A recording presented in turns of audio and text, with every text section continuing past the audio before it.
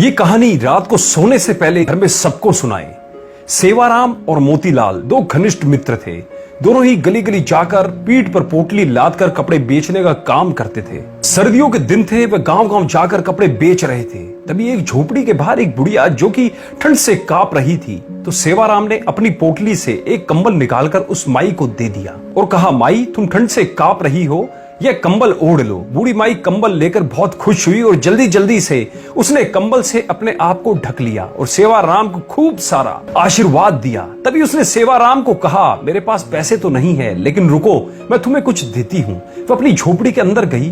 तभी उसके हाथ में एक बहुत ही सुंदर छोटी सी ठाकुर जी की प्रतिमा थी। वह सेवाराम को देते हुए बोली कि मेरे पास देने के लिए पैसे तो नहीं है, लेकिन ये ठाकुर जी हैं, इसको तुम अपनी दुकान पर लगाकर खूब सेवा करना, देखना तुम्हारी कितनी तरक्की होती है, ये मेरा आशीर्वाद है। मोतीराम बुढ़िया के पास आकर बोला, अरे ओ माताजी, क्यों बहाने बना रही हो? अगर पैसे नहीं है तो कोई बात नहीं, लेकिन हमें झूठी तसल्ली मत दो। हमारे पास तो कोई दुकान नहीं है, हम इसको कहां लगाएंगे? इसको तुम अपने पास ही रखो। लेकिन सेवाराम, जो कि बहुत ही नेक दिल का था और ठाकुर जी को मानने वाला था, वह बोला, नहीं नहीं माताजी, अगर आप इतने प्यार से कह रही हो तो ये आप मुझे दे दो। पैसे की आप चिंता मत करो। सेवाराम ने जल्दी से अपने गले में पड़ी हुई परने में ठाकुर जी को लपेट लिया और उनको लेकर चल पड़ा। बुढ़िया दूर दूर तक उनको आशीर्वाद दे रही थी। हरि तुम्हारा ध्यान रखेंगे ठाकुर जी, तुम्हारा ध्यान रखेंगे। वह तब तक आशीर्वाद देती रही जब तक कि वह दोनों उनकी आंखों से उलझन ना हो गए।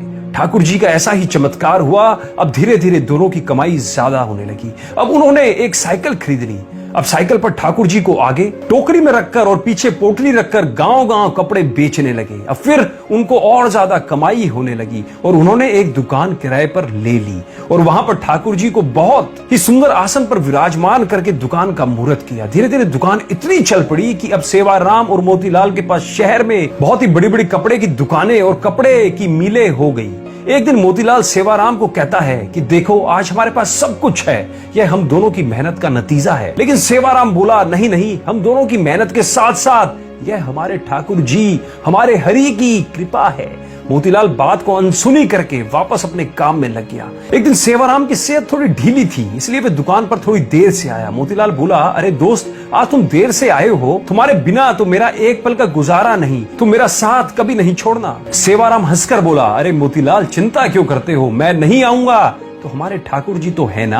यह कहकर सेवाराम अपने काम में लग गया। पहले दोनों का घर दुकान के पास ही होता था, लेकिन अब दोनों ने अपना घर दुकान से काफी दूर ले लिया। अब दोनों ही महल नुमा घर में रहने लगे। दोनों ने अपने बच्चों को खूब पढ़ाया लिखाया। सेवाराम के दो लड़के थे, दोनों की शादी कर दी थी और मोतीलाल के एक लड़का और एक लड़की थी। मोतीलाल ने अभी एक लड़के की शादी की थी, अभी उसने अपनी लड़की की शादी करनी थी। सेहत ढीली होने के कारण सेवाराम अब दुकान पर थोड़े विलंब से आने लगा। तो एक दिन वह मोतीलाल से बोला, अब मेरी सेहत ठीक नहीं रहती, क्या मैं थोड़े विलंब से आ सकता हूं? मोतीलाल ने कहा, हाँ भैया, तुम विलंब से आ सकते हो, लेकिन आया जरूर करो, मेरा तुम्हारे बिना दिल नहीं लगता। फिर अचानक एक दिन सेवाराम 12 बजे के करीब दुकान पर आया, लेकिन आज उसके चेहरे पर अजीब सी चमक थी, चाल में एक अजीब सी मस्ती थी, चेहरे पर अजीब सी मुस्कान थी। वह आकर गद्दी पर बैठ गया। मोतीलाल ने कहा, भैया, आज तो तुम्हारी सेहत ठीक लग रही है। सेवाराम ने कहा, भैया, ठीक तो नहीं हूं, लेकिन आज से मैं बस केवल 12 बजे आया करूंगा और 5 बजे चला जाया करूंगा। मैं तो केवल इतना ही दुकान पर बैठ सकता हूं।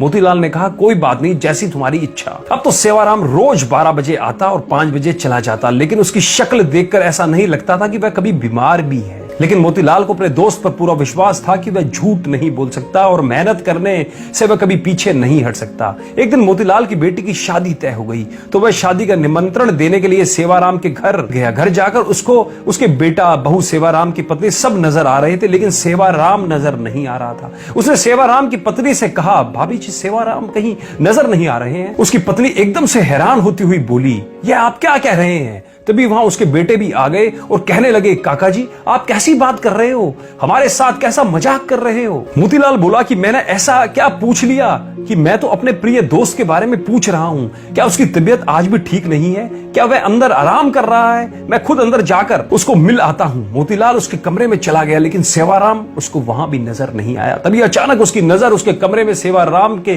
तस्वीर पर पड़ी। वह एकदम से हैरान होकर सेवाराम की पत्नी की तरफ देखता हुआ बोला, अरे भाभी जी, ये क्या आपने सेवाराम की तस्वीर पर हार क्यों चढ़ाया हुआ है? सेवाराम की पत्नी आंखों में आंसू भरकर बोली, मुझे आपसे ऐसी उम्मीद नहीं थी भैया कि आप ऐसा मजाक करेंगे।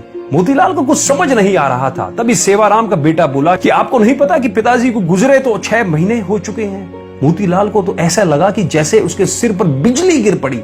वह एकदम से थोड़ा लड़खड़ाता हुआ पीछे की तरफ हटा और बोला, ऐसा कैसे हो सकता है? वह तो हर रोज दुकान पर आते हैं, बीमार होने के कारण थोड़ा विलंब से आते हैं। वह 12 बजे से आते हैं और 5 बजे तक चला जाता है। उसकी पत्नी बोली, ऐसा कैसे हो सकता है कि आपको पता ना हो?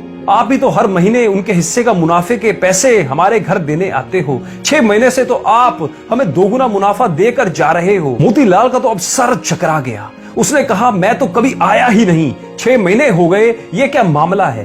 तभी उसको सेवाराम की कही बात याद आई, मैं नहीं रहूंगा तो मेरे हरी है ना, मेरे ठाकुर जी है ना, वहां आएंगे। मोतीलाल को जब ये बातें याद आई तो वह जोर जोर से रोने लगा और कहने लगा, हे ठाकुर जी, हे हरि, आप अपने भक्तों के शब्दों का कितना मान रखते हो, जो कि अपने विश्राम के समय मंदिर के पट 12 बजे बंद होते हैं और 5 बजे खुलते हैं। और आप अपने भक्तों के शब्दों का मान रखने के लिए कि मेरे हरि आएंगे, मेरे ठाकुर जी आएंगे, तो आप अपने आराम के समय मेरी दुकान पर आकर अपने भक्तों का काम करते थे।